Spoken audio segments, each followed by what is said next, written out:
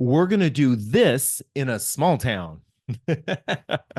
What's a small town? Well, according to our definition, a small town is a town that has fewer than 50,000 people per the U.S. Census in 2023. So how many of these are affordable and LGBTQ friendly? Well, let's find out, starting at number 5, John. Coming in at number 5 in an actual sequential order is Vermilion, South Dakota.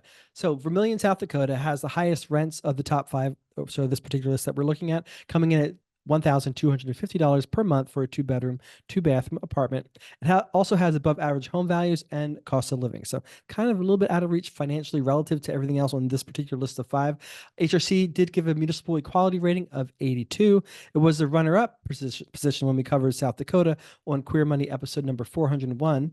And for those who aren't familiar, Vermilion is on the border of Minnesota, and it's the home of University of South Dakota.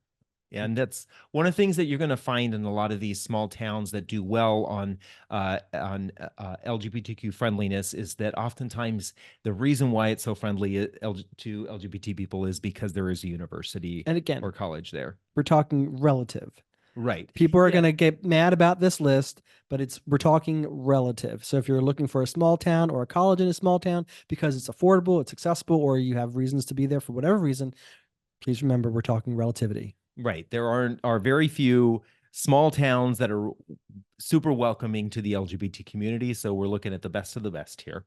Coming in at number 4 is Laramie, Wyoming. Laramie does have the highest home values on this list of top 5, coming in at $338,000. It's in part because it is also a university town. It has the highest cost of living, coming in at 92.8% of the national average. So all of these are below the national average when it comes to cost of living. It does have the highest average incomes, coming in at $58,000.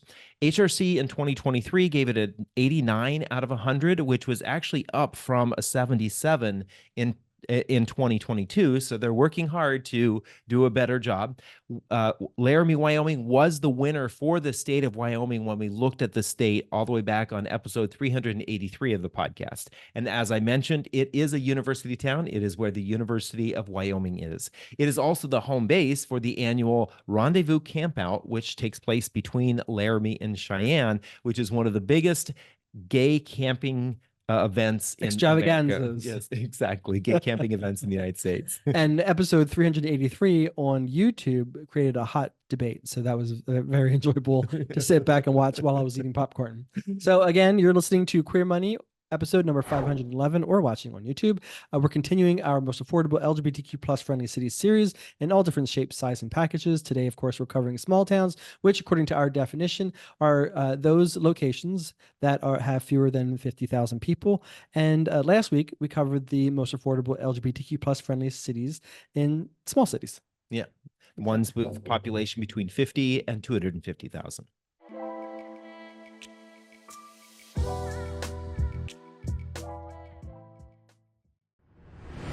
Capital One Auto Navigator does more than just auto financing. We're here to help you find a car you love, too. Shop millions of cars from thousands of dealers nationwide. Research your favorite makes and models. Explore dealers near you and more. All on Auto Navigator. All right, coming in at number 3 is a place where probably not too many of us have heard. And I didn't know. I always thought this was just in Germany. Yeah, exactly. Frankfort, Kentucky. Frankfort, Kentucky does have the highest median income, coming in at $48,000. Otherwise, for the most part, everything about Frankfort is really, really cheap. And that's why it ended up on this list, as well as it got a 66 out of 100 on HRC's Municipal Equality Index. Now, many of you probably would say, well, that's not great. Well, compared to a lot of other small cities or small towns, that is pretty good. Exactly. I wonder if they make hot dogs and sausages there. I don't know. All right, coming in at number 2 is Brookings, South Dakota. Brookings has above average or below average rents, home values, and cost of living, all kind of going in the direction that would make your pocketbook the happiest. It's the only list on this list, only city on this list of 5, or only town on this list of 5 that scored a 100 on Human Rights Campaign's Municipal Equality Index. And then, of course, Brookings was the winner when we covered the state of South Dakota on Queer Money episode number 401. And it is also a university town. That is where the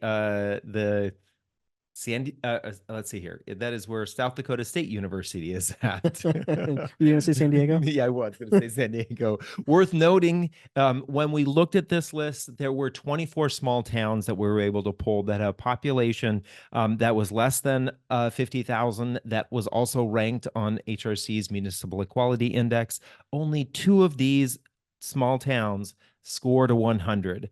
So it was difficult to come up with a list of really strong LGBTQ friendly, but these are the best of the best that we could find. Yeah.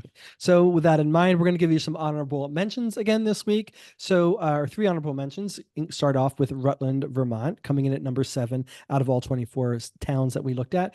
Rutland has a below average rents and cost of living, so that's pretty nice, but above average median income. So that's pretty cool.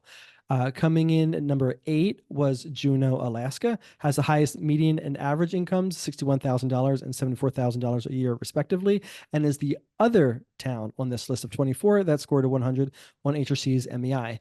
And then Pullman, Washington came in at number 14.